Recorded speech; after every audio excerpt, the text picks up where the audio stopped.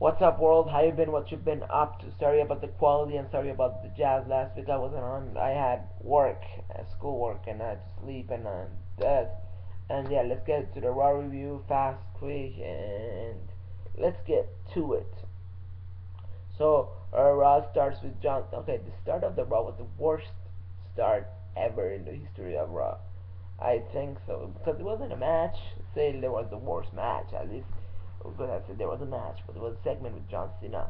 John Cena comes out. He talks about The Rock. I get that he should do that and he should be the first person opening Raw. I get that he could have that spot, but then why bring primetime player and with Titus O'Neil dressed as some other character, saying I'm his cousin, I'm not Titus O'Neil, and then have a crappy promo back and forward, then have leading up to Darren Young vs John Cena, which took 5 moves to end the match after commercial break. But why would you do that? And okay, that segment is over. Now I can talk about actual Raw.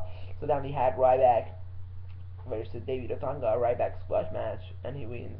And he talks about Mark Henry between WrestleMania, gonna versus Mark Henry somewhere in leading up to WrestleMania, but Mark was coming out in the ring, Teddy Long stopped him, and then Wiki came out saying the only match we're gonna have at WrestleMania is versus Mark Henry if you want a WrestleMania match. And I guess that's accepted, and we all knew that it was gonna happen. So after that, we got R-Truth versus Damian Sandow, and R-Truth won by count out. Then we get the main segment, one of the main segments. We get Undertaker. He comes out in the ring with slow song and stuff, and he talks about CM Punk, and there was a backstage segment with CM Punk. He was on the Tron, and he had the urn. He was like playing with the urn, and all that disrespecting the urn. And the Raw, as was Undertaker getting out in the ring, they showed that segment. That was so. Uh, Punk actually drops the urn and says, oh shit." That's pretty much what happened. And then we get to see. Okay, I'm doing it quickly. I don't want to make it like 20 minutes. Then we get the Primo and Epico versus Kane and Daniel Bryan. Kane was emotionally in this match, like emotionally, like angry, uh, because of last week. And Kane and Daniel Bryan win versus Prime Time versus Primo and Epico. The clones, I meant to say. I don't know where I'm going with this, but Kane chuck slams and wins the match. Okay. Then we get to see Chris Jericho segment backstage. Fandango comes out and they get to stare down. Maybe they get a match at WrestleMania together. What? You're gonna be doing this? Then we get to see Cody Rhodes, Alberto Del Rio. Alberto Del Rio wins by arm bar, and Jack Swagger comes out to beat up Alberto Del Rio, and then does ankle lock, Patriot lock on Ricardo Rodriguez, and Ricardo Rodriguez gets injured, and then as ADR comes in the aid of his manager, Ricardo Rodriguez, ring announcer, manager, whatever, and that was like a painful segment as Ricardo was on the Patriot lock. He was like, don't. It was hard to watch. That's what they were going for, and they did a good job. And after that, they announced Booker T as one of the Hall of Fame class of 2013, one of the wrestlers in the Hall of Fame, and kudos to that. I actually think this class this year is the best class of all time, except like the few years that like the first 3 years when they had Hulk Hogan and all the main stars, but like okay, they had main stars and all that jazz, but this class has with great wrestlers that are in like mainstream as the first years. Like, I mean, the only mainstream was like, they're not like Hulk Hogan and all that guys. You know what I'm saying? And anyways, if you don't get it, then we can argue about another video. So then we have Randy Orton and Sheamus versus 3MB, and they win it, I think. And Big Show comes out and they make the match. I think 3 versus 3 with Big Show. with Big Show a face now, or I don't know what. Then we get a exclusive. We get Kofi against the West Dolph Ziggler, and that's. Oh, before I forget, in the tag match when Daniel Bryan and Kane were in the match, AJ Lee comes out and skips around the ring and leaves like how usually she does. Okay, in this match, Dolph Ziggler beats Kofi against. I think they're gonna make a tag match, Dolph and Big E versus Daniel Bryan. Team Hell No. Okay. Okay, there another preview, and then the triple threat for the WWE Intercontinental, the Miz versus Jericho. That was an epic match. The Miz versus Chris Jericho versus Wade Barrett. That was an awesome match. Perfect. There wasn't anything missing.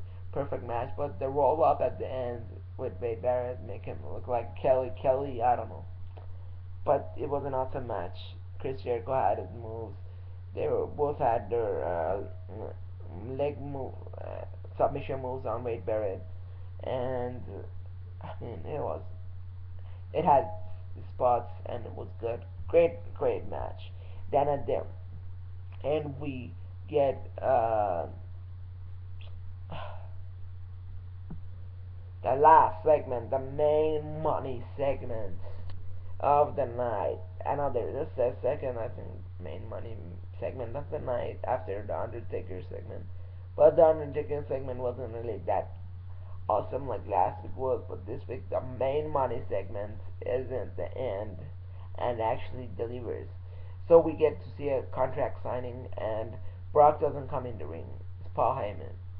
Paul Heyman goes too far with his jokes, I think, or he crossed the line. He actually did cross the line by saying things that he shouldn't have. So he stated that he's gonna reveal the stipulation of the match after Triple H signs the contract. But but then Triple H was ready to sign it, but Paul Heyman did not allow Triple H to sign it. He was talking too much. It was like, oh, I'm gonna enjoy this. I'm gonna bash in the glory and stuff.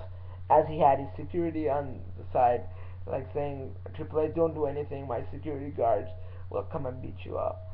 As believable that, I mean, that didn't even look believable at all. Those security guards, jobbers, wrestlers that are jobbers, any who Triple H comes and beats up Paul Heyman, because Paul Heyman says that the stipulation match, blindfolded, no, hand tied back, no, winner gets Stephanie, no, loser should get Stephanie. And Triple H gets so mad, he hits Paul Heyman to the table. Paul Heyman bleeds, and then Paul Heyman goes through the table, and Triple H strips him and signs the contract on Paul Heyman's stomach and slaps Paul Heyman and is like, "Oh, I'm gonna enjoy the moment." Puck.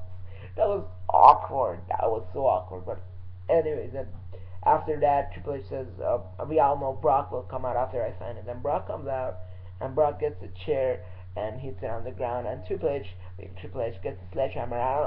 I never knew, like, I never knew why Triple H ever needed the sledgehammer.